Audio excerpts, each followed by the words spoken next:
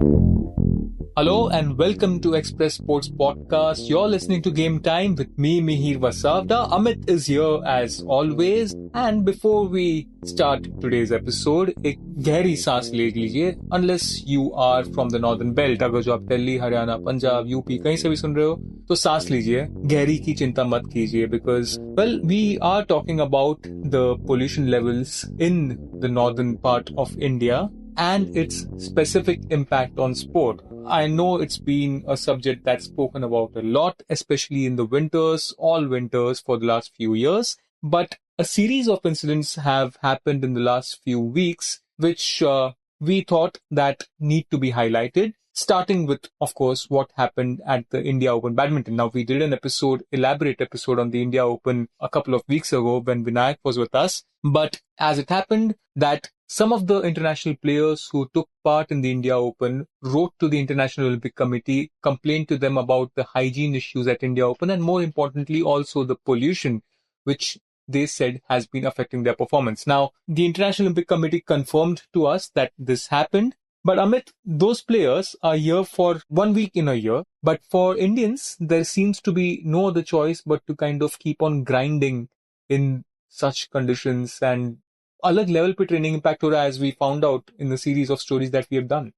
Mir, I think the series that you guys did, especially you and Nihal, one of the fascinating things that I found in that is that we are seeing a very clear distinction. Athletes who have means, they are all trying to avoid it as much as possible by going abroad. You guys spoke to Tejaswin Shankar, who first moved to Bhubaneswar to avoid exactly the same issues that you spoke about of the pollution in the air. And then he went to South Africa. Now I think he's training in the US. So that is for players who have the financial means or they are getting top funding for those kind of training camps and things like that. You will probably have our hockey team and other national or international level players who can also bankroll their training. They can go further south where the conditions are slightly better and do all of that. But the bigger chunk of athletes who are getting affected, as you guys reported, is the grassroots athletes. Are the kind of athletes who will probably be front and center in a decade time when the Olympics of 2036 comes about. Now, obviously, we've not won that bid. But if we do win the 2036 Olympics, the cream of athletes that will come, they will come from people who have trained in Sai Sonepat or NIS Patiala, all of these places where I think the lion's share of our Olympic medal winners from at least the last few medal winners have come. So it's getting slightly difficult. That was one of the things that I noticed. Plus, I think, Mihir, we'll obviously talk about it, but I just wanted to read out a couple of paragraphs from your article. In the article, you mentioned that, how in 2024, Delhi and adjoining areas saw their longest spell of extreme heat in 74 years, with temperatures going above 40 degrees Celsius for almost a month. Like for June and August, you had temperatures between 46 degrees to 50 degrees Celsius, which is far more than the 32 degrees heat stress threshold that has been defined for sports such as football and tennis, right? And then I think you guys also mentioned how, according to AQI.in, Delhi did not have a single clean air day in 2025. Obviously, 2025 is just behind us. And then you also quoted a report by ESRI India and IPE Global Projects about how there will be a twofold rise in heatwave days in Delhi in 2030, which is also the year that Ahmedabad will host the Commonwealth Games. So all around, I think it's getting very relentless for athletes. Mir, you know how all of our top athletes would ideally want to go do training camps when they're competing at, let's say, an Olympics in down the year, or they're going to compete in the Asian Games or a World Championship down the year. They usually used to go travel abroad. The reasons given were, like, if they are wrestlers, they would say that, training partners बहुत solid मिलते हैं when you go abroad and train, things like that. But here, are you seeing athletes affected and trying to move abroad for not just, getting better qualities? They're moving abroad just for the most basic of quality, which is air pollution. Absolutely. That what you mentioned was our biggest takeaway too. And to be honest, the reason that we also thought of doing this story, it's not just an air pollution story, right? You mentioned the two paras and the heat wave plus the air pollution. So what is essentially happening is air pollution is, of course, like a bigger disruption because it's directly impacting everyone's health, not just sports persons, but everyone's health. But what's happening, especially in northern part of India, because of the extreme climate conditions, is कि जो एक outdoor training period रहता है ना, where you have perfect weather, perfect तो नहीं कहूंगा but at least better weather, वो window is shrinking by the year. क्योंकि अक्टूबर में जब भी थोड़ा सा वेदर चेंज होता है and the winter kind of starts to set in, it immediately triggers this massive drop in air quality levels. Abhi it's January end, like this podcast is coming out on Feb 1 and the air quality levels are still poor. So it's February and we are still talking about air quality which is what, 340. So it's massive what's happening. So you've lost like good 5-6 months to very poor air quality. अभी मान लो कि मार्च में air quality improve होती भी है, but आपको उसमें एक आध महीना मिलेगा and then like April second half onwards your heat will start and it's extremely suffocating. Like I remember, Amit, before the Tokyo Olympics, Neeraj Chopra was speaking at one of those online press conferences because कभी Covid थी और काफी online सब चीजें हो रही थी, and he spoke about the unbearable summers while training in at the National Institute of Sport in Patiala, and he would say that they would just stand there for 4 or 5 minutes and it would become like they would just melt, you know, and उसमें train करना, perform करना was extremely difficult for them. So the shrinking time window is a big concern for grassroots level coaches because they say that if we have to produce players, then we need to also have enough time on ground with them. And that's what they're not getting right now. And it's crazy because we speak about hosting the 2036 Olympics and series of policy decisions have been taken to improve Indian sports, systemic ho ya athlete development, scouting, जो भी हो, बहुत सारी चीजें are happening on those fronts. But one thing no one seems to be talking about is this issue. And everyone we speak to has had some problems and काफी easily people will say कि अरे यार Commonwealth Games 2030 में, it's happening in Ahmedabad, 2036, that's why we are hosting or want to host the Olympics in Ahmedabad and not in Delhi. But people do tend to forget that majority of your athletes are coming from Delhi, Haryana, Punjab, and to a certain extent also UP. So आपके players ही अगर जो struggle कर रहे हैं to train right now, 10 साल बाद how will you expect to have medalists? Mir, one of the other fascinating quotes that you got, you spoke to a bunch of people, from boxers to wrestlers to, shooters, hockey players, para-athletes, athletes, cyclists, all of them, right? One of the things that you got was Preetam Sivaj, who's a hockey coach at Sai Sonepat. She mentioned how, you always have a lot of players cuffing, so the recovery times are affected when you're playing games. And she actually mentioned that, there is literally now maybe a 2 or 3 month window where athletes can train without worrying. And she said, now when we look at clouds in the sky, we actually get happy because it means that it'll rain and it means that the air will be slightly clearer, right? So that is where we are at the moment.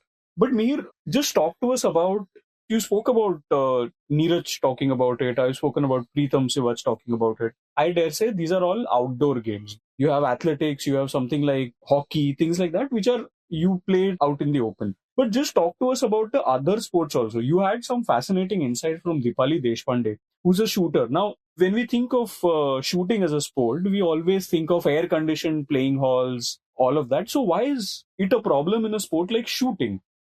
It was a fascinating couple of things that Dipali, friend of the pod, she's been with us on an episode explaining the nuances of shooting. So it's also a nice plug because those very nuances that she spoke about, explained in that episode, those get affected, right? So shooting is a sport where a lot depends on breathing or how you don't breathe, right? Between shots. Shooters always talk about how they do breathing exercises and everything. And अभी उनसे एक तो वो easy नहीं हो पा रहा है because the weather is such that they are not able to do those deep breathing exercises or yoga exercises as they would wish. So that is one thing.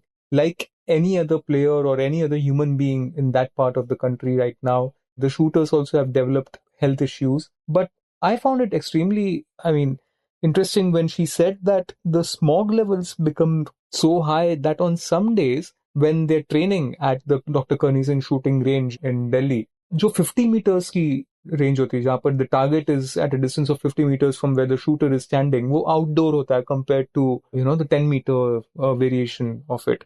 तो वो smog की वजह से कभी-कभी उन्हें target ही नहीं दिखता है clearly. And it might sound ridiculous, but it's also important to mention that वो जो टारगेट रहता है 50 meters दूर, it is like a small square sheet of paper, and जिससे एक पिन हेड से भी छोटा डॉट रहता है जो आपको देखना है from that distance. But the visibility is so low कि वो उन्हें डॉट दिखता ही नहीं है, which affects their training. And then they have to delay their training, hope that, sun comes out and the visibility gets better so that they can at least look at the target. And I mean, that's such a peculiar problem to have. Shooting anyway has problems which, sometimes go over our head. But this is like an extremely shooting problem to have in this saga. Plus the eye irritation, as you guys mentioned in the article, that sometimes... Of course. Yeah. And as you said, breathing is very, very central to the sport. But seeing the target is another big issue. But Mihir, just to go back on solutions, because, the rest of the world,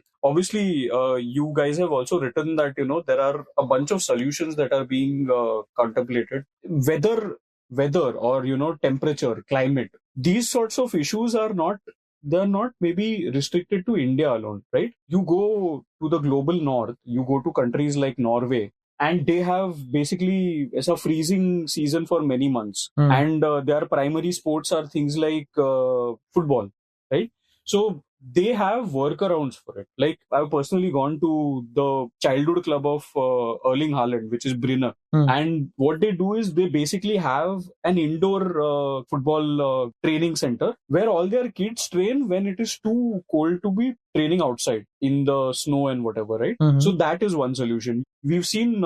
especially in Germany, because their winters are also very severe. So we see a lot of these German javelin throwers have this sort of thing where their run-up is entirely indoors. But when they're throwing the javelin, it's outdoors. As in, it lands out in the open field, but the runway is like completely restricted so that the cold does not affect them too much. That is a solution. We've seen a slightly ridiculous solution during the Qatar FIFA World Cup where they tried to basically install air conditioning on the open whatever stadiums, right? So thoda sa absurd hai, but then, I mean, the Winter Olympics is a couple of weeks away, and we will see all of those training videos on Instagram and social media where you see that there are a lot of people across the world who may not have snow or ice for 365 days of the year, but somehow they find fixes to keep training, right?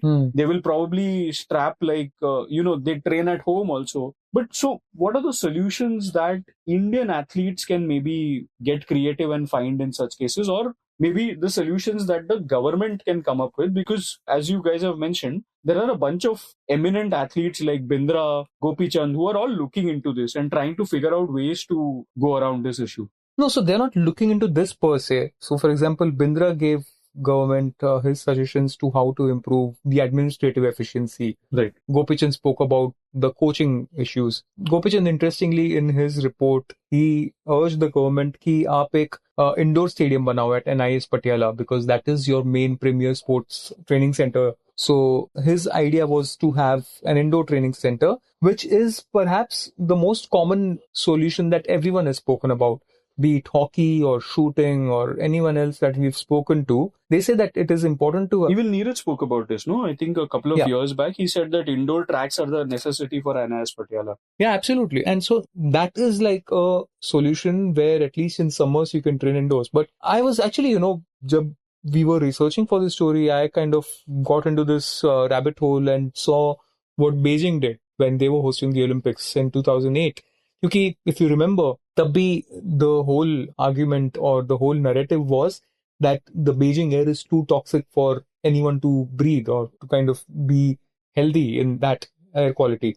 And I checked ki kya ho raha hai. It was very interesting because they had a slew of policy decisions taken which eventually improved the air quality there, and it goes beyond sport, like I keep repeating, because for example, between 2000 and 2008, I was reading that the government in China, they relocated or closed many of the plants, the factories that were in and around Beijing. There were traffic controls. They reduced the industrial use of coal, for example. And right now we are seeing, Donald Trump also is kind of talking about, or in his own disparaging way, he's talking about कि China सिर्फ windmill से energy बनाते हैं, वो तो थोड़ी मतलब sustainable etc. But Beijing did that. They moved from coal to more sustainable forms of energy. And these things in the longer run did help them deal with this issue. But the problem is कि अपने यहाँ पर अब तक I don't think कोई acknowledgement आया है of air pollution being a proper health issue, because I don't know, I don't see anything serious happening here. I'm sure Shashank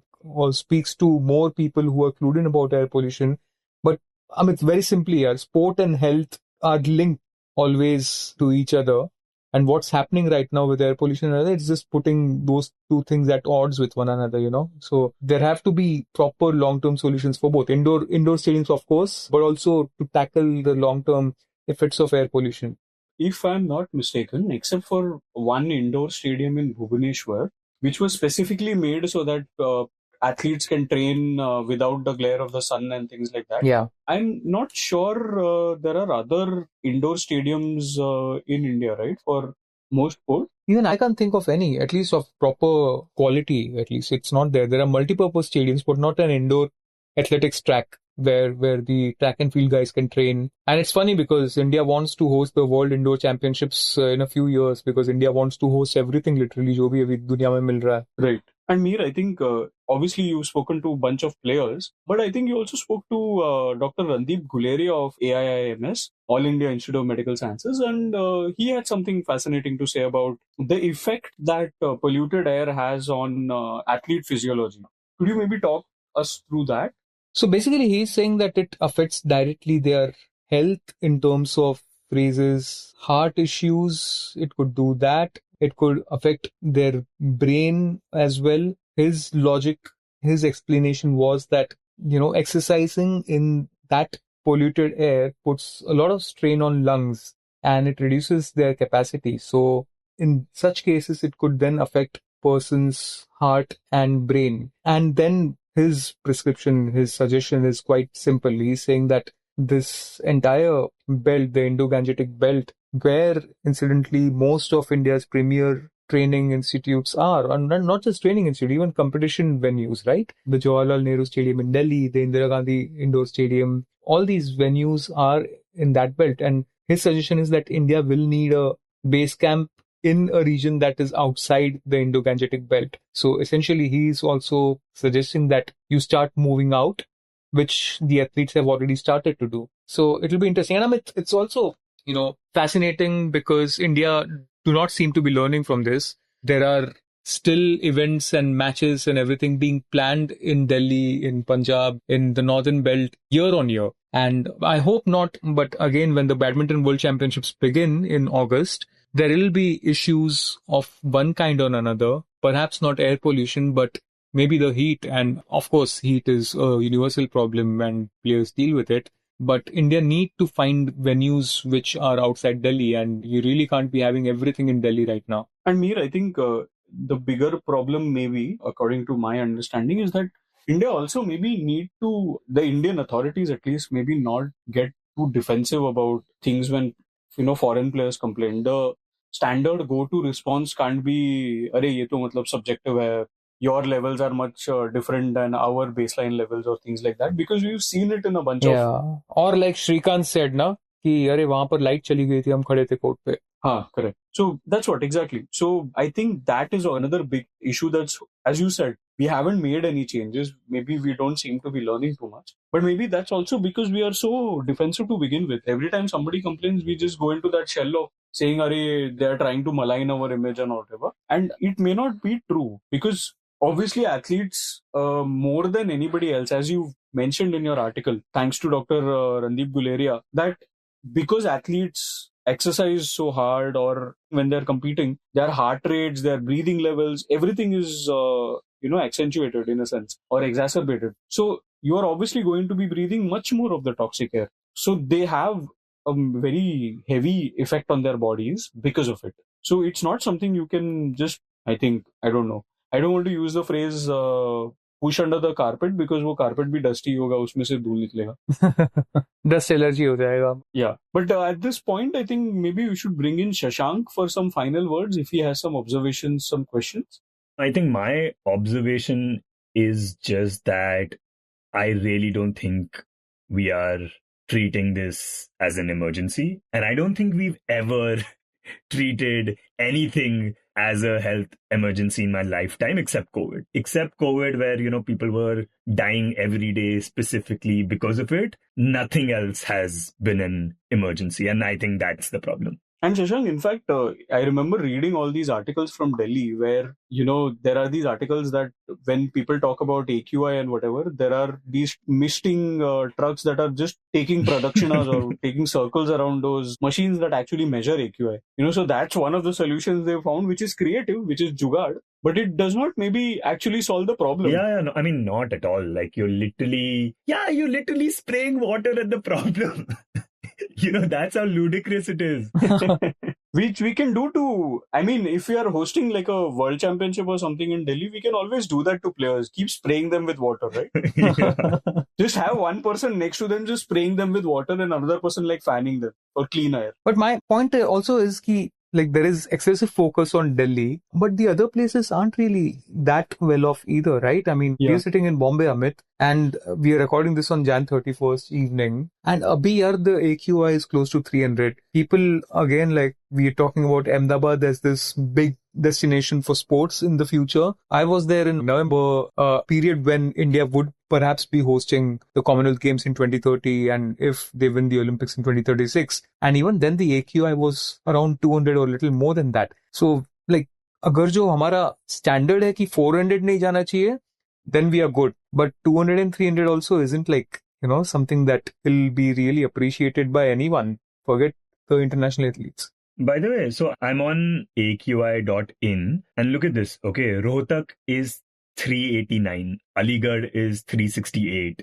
Panipat is 322. These are all really, really bad, right? But obviously Delhi gets a lot of attention because it's Delhi. But Shashank, technically, this AQI.in is not an Indian website. So we have not approved these standards. Yeah. We have our own standards for AQI. I'm sure we do by now. So, ye hum consider nahi karenge. Another way of just spraying water at the problem. Spraying water at the problem. If only the solutions were that simple. Some dilulu water. Uske baad the machine has to be calibrated, right? वो फिर 1000 चौथा digit डालने के लिए they need to fix the machine. और 999 हमारा limit है. उसके बाद so it'll be too much truth. We can't handle it. But anyway, we are getting a little sidelined in the fog of this conversation. Mihir, any final words? No, I'm just out of breath now. Did you say you are out of breath right now? Yeah.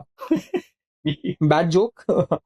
I just hope that it sounded funny in my head. I don't know if it was. But chalo, ye issue ka mazak bhi nahi udana chahiye hame yaar. Serious. Yeah. But okay. Well, that was a great conversation. Thank you so much for listening on behalf of Mihir and me and our producer Shashank. We thank you for listening. Please do check out the actual articles that Mihir and Nihal and a bunch of our colleagues have written on the Indian Express. It's a series called How Toxic Air is Impacting India's Athletes. All of it is available on the indianexpress.com. Please do check it out, and we'll be back next week with another episode of Game Time Podcast talking about an issue that matters. Thank you so much for listening.